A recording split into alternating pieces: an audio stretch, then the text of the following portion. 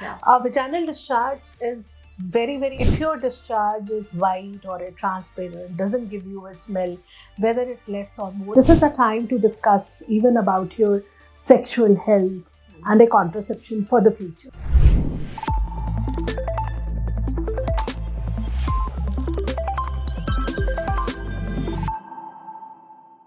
So, ma'am, firstly, the first thing that I would also like to personally ask you is when is the right time to visit a gynecologist?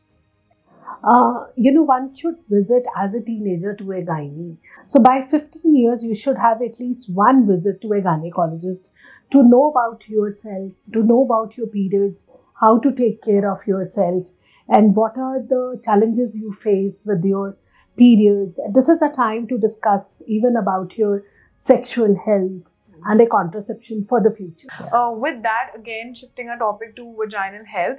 So, what exactly, what vaginal discharge, what does it indicate? And is it normal? And when is the right time to visit a doctor? Vaginal discharge is very normal, and it's a part of a woman's health.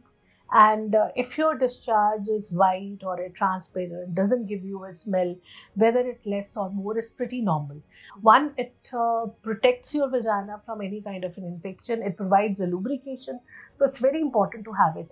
And during the middle of the cycle, this becomes transparent like egg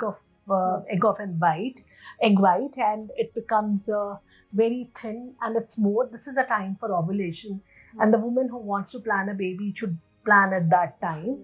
But yes, if your discharge is too bad, it's too smelly, it's curdy, it's yellowish, green in color, and you have an itching with that, or you have painful sex because of that, then these are the time you must visit to a doctor. Okay. Otherwise, normal discharge, white in color, no smell, no itch, is perfectly normal.